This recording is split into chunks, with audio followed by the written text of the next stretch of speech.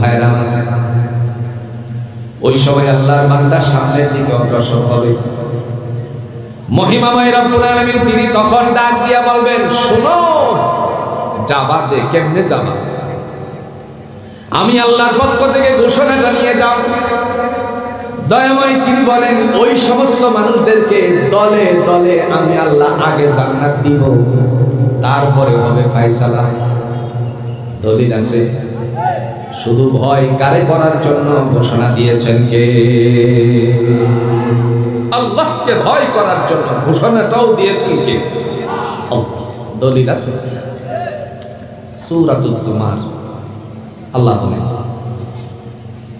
ওয়াসিকাল্লাযীনা ইত্তাকাউ রাব্বাহুম ইলাল জান্নাতি যুমারা হাত্তা ইযা জাউহা ওয়া ফুতিহাত আবওয়াবুহা ওয়া ক্বালা লাহুম খাযানাতুহা وقال لهم خزنتها سلام عليكم طبتم فادخلوها خالدين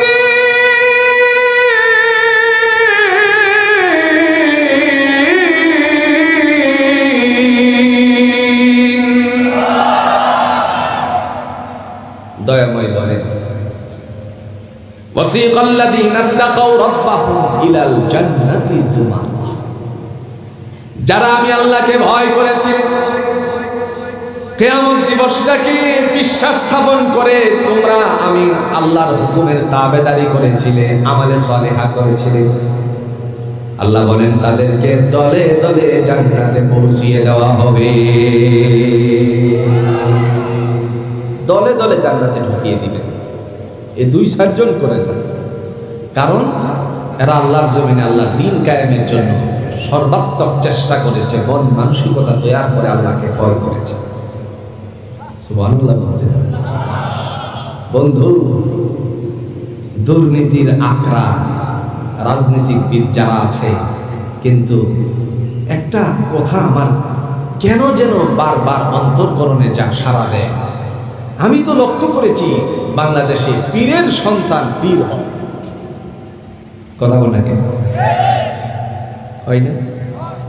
পীরের সন্তান পীর হয়, আবার দলের প্রধানের সন্তানও দলের হাল ধরে, প্রধানের দায়িত্ব পালন করে। কিন্তু বাংলাদেশে এমন একটা দল আছে যে দলের প্রধানের সন্তান আমির হওয়ার সম্ভাবনা রাখেও, যদি ইচ্ছা পোষণ করে তাহলে তাকে দল থেকেই বহিষ্কার করে দেওয়া হবে।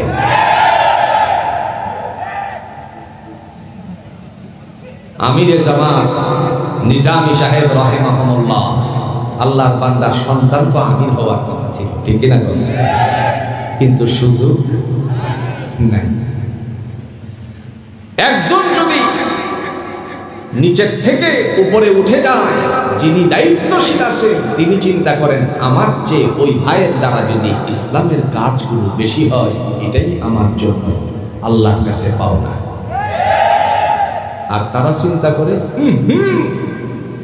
ক্ষমতা আমারই রাখতে হবে, যার কারণে ওই বন্ধু সুলভ শত্রু নামক ওই মোদির দেশে থেকে থেকে আমার দেশের লাল সবুজের পতাকাকে বিকৃত করানোর জন্য ওই দেশ থেকে সৈন্য এনে আমার দেশের জনতাকে, আমার দেশের যুব সমাজকে, আমার দেশের তৌহিদি জনতাকে, আমার দেশের ইসলামপন্থী মানুষদেরকে, আমার দেশের সেই গণ অভ্যুত্থানের সেই ছাত্র সমাজকে গুলি করে হত্যা করেছে।